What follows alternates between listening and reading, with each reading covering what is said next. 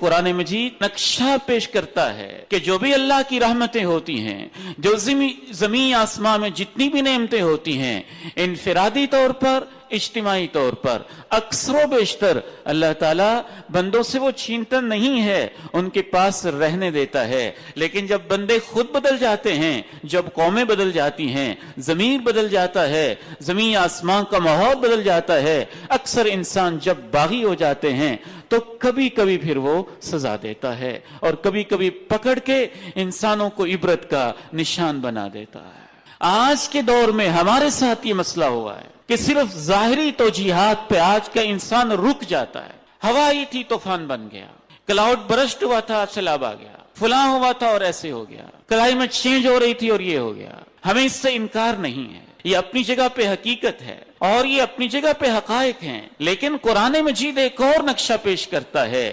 انفرادی زندگی میں بھی، اجتماعی زندگی میں بھی، اور اس سے مولوی کی بات کہہ کے ٹال دیا جاتا ہے کہ یہ قوموں کو ادھر نہیں آنے دیتے۔ ہم کہتے ہیں کہ اصل قوم کو اندھا کرنے والے یہ لوگ ہیں جو اصل حقائق کی طرف آنے نہیں دیتے۔ قرآن مجید سے پوچھئے، ایک بندہ ہے، اس کے 2 باغ ہیں، جنتین من اعناب، اس میں انگور بھی ہیں، وَحَفَفْنَاهُمَا بِنَخْلٍ، کنارے کنارے پہ کھجوریں اور اس کے درخت خوبصورت لگے ہوئے ہیں، وَجَعَلْنَا بَيْنَهُمَا زَرْعًا، اندر سینٹر کے اندر اس نے اپنا اناج اور اپنی فصل بھی اگائی ہوئی ہے، وَفَجَّرْنَا خِلَالَهُمَا نَهَرًا، اور اس کے اندر ہی اللہ نے چشمے بھی رکھے ہوئے ہیں، پانی بہ رہا ہے، اس کو پانی لگانے کا انتظام بھی نہیں کرنا پڑتا، لیکن جب وہ تکبر کرتا ہے تو چند لمحوں کے اندر اس کے باغ کو اللہ خاکستر اور جلا کے راکھ کا ڈھیر بنا کے رکھ دیتا۔ ہم یہاں ہوتے تو کیا تو جی کرتے؟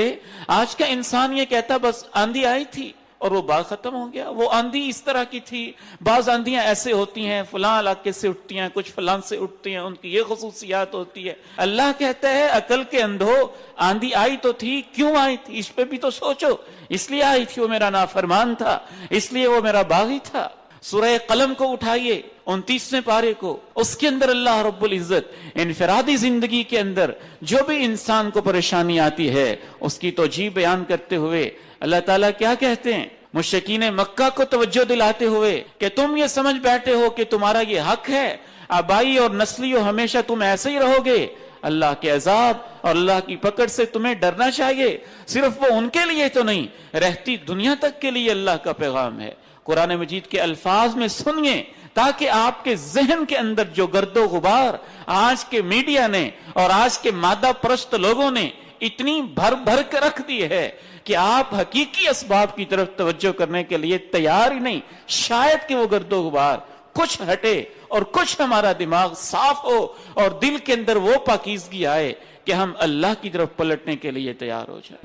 وہ باغ والے جنہیں رات کو بیٹھ کے مشورہ کیا تھا کہ اب ہمارا باپ جو کرتا تھا کرتا رہا، غریبوں کے لیے اتنے عظیم عظیم شاندار قسم کے پودے اور درخت چھوڑ دیتا تھا کہ غریب کھاتے رہیں گے اور تھوڑا سا حصہ ہمارے حصے میں آتا تھا، کچھ دوبارہ انویسٹ ہو جاتا تھا، وہ تو غلط کام کیا کرتا تھا۔ اب تم بیٹھ کے مشورہ کر لو کہ ہم صبح ہی لوگوں کے اٹھنے سے پہلے ہی اپنے باغ کی ساری فصل اٹھا لیں گے اور کسی غریب کو قریب بھی نہیں آنے دیں گے، ایک درخت اور ایک پھل بھی نہیں چھوڑیں گے، اور سارا کا سارا اپنا باغ صبح جا کے کاٹیں گے۔ وہ رات کو مشورہ کر کے اپنی جگہ آرام اور مزے کی نیند اپنے اپنے ڈیروں محلوں میں جو بھی اللہ نے ان کو مکان دیے تھے سو گئے ہیں، اور ابھی صبح نہیں ہوئی ہے، چند لمحوں کے اندر اللہ نے ان کے باغ پہ ایسی ہوا تند و تیز بھیجی ہے ایسے جیسے کسی نے سارے باغ کو ختم کر کے رکھ دیا۔ تو اس کی وجہ کیا تھی؟